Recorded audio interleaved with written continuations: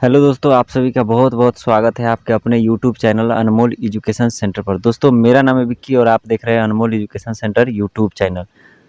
दोस्तों, इस चैनल पर आप लोगों को बीकॉम पार्ट 2 के टोटल सब्जेक्ट की तैयारी को आपके एग्ज़ाम से पहले तक पूरा करा लिया जाएगा। आप लोग चैनल पर अगर नए हैं तो चैनल को सब्सक्राइब कर लीजिए।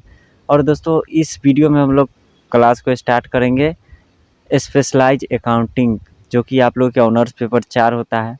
इसके क्लास को आज से हम लोग स्टार्ट करने जा रहे हैं और ये स्पेशल अकाउंट का क्लास 1 होने वाला है। इस क्लास में हम लोग बेसिक जानकारी को जानेंगे कि आपके एग्ज़ाम में किस तरह के क्वेश्चन पूछे जाते हैं स्पेशलाइज अकाउंटेंसी से, और कितना समय दिया जाता है और कितने क्वेश्चन का आंसर करना होता है। संपूर्ण जानकारी को जानने के लिए हम लोग पिछले वर्ष का क्वेश्चन को इस वीडियो में पूरे डिटेल्स के साथ पढ़ेंगे, इसलिए आप लोग वीडियो को पूरा लास्ट तक ज़रूर देखिएगा। तो चलिए दोस्तों, आज का ये वीडियो हम लोग स्टार्ट करते हैं।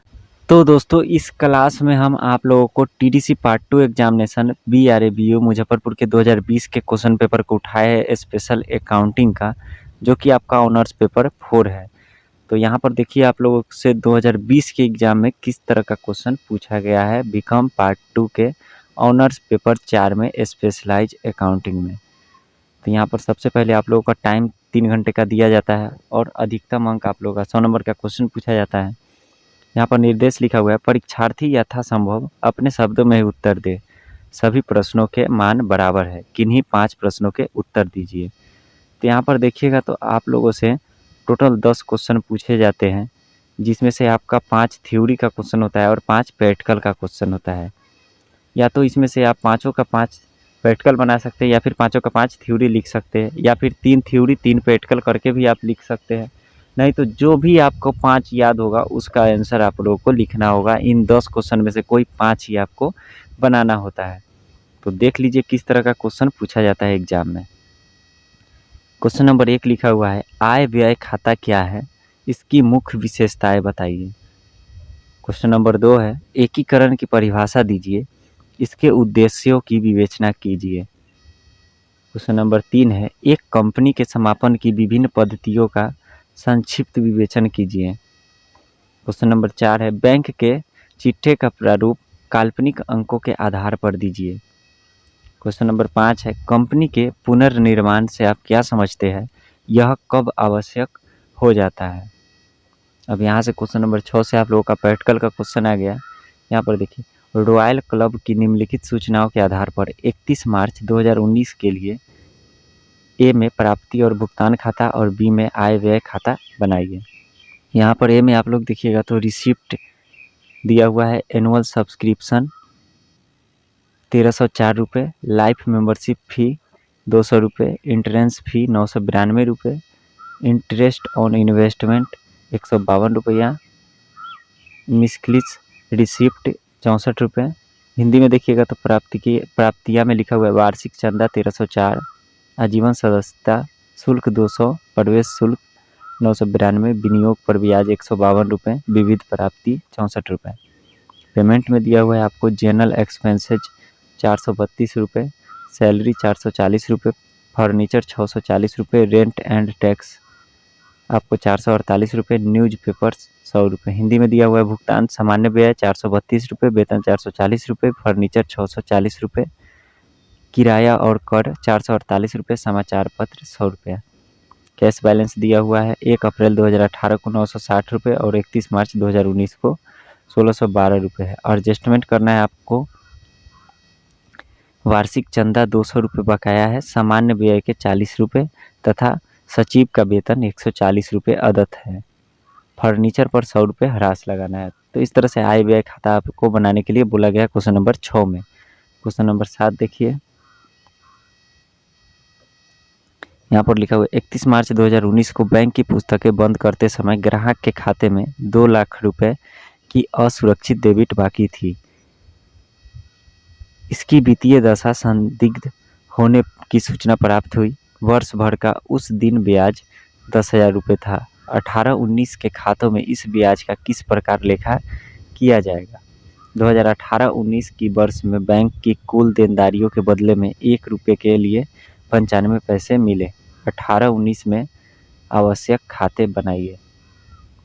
क्वेश्चन नंबर 8 दिया हुआ है आप लोगों का, निम्नलिखित सूचनाओं के आधार पर पटना के स्वाति का एक स्थिति विवरण और कमी का खाता 31 मार्च 2019 को बनाइए।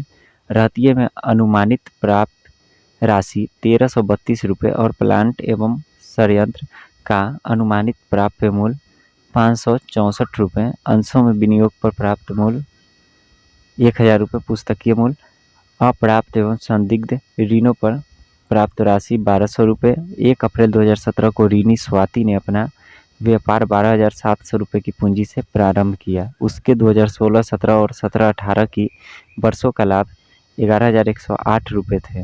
उसने 18-19 में 5,000 रुपये की हानि उठाई। 31 मार्च 2019 तक के उसके आहरण 18,000 रुपये के थे। यहाँ पर डिटेल दिया हुआ है। कैश 460 रुपये, stock in trade 2000, debtors 14,000, goods का है। Debtors doubtful 3600, bad debts 3000, plant and machinery 1128 रुपये, इन्वेस्टमेंट इन शेयर्स 1000।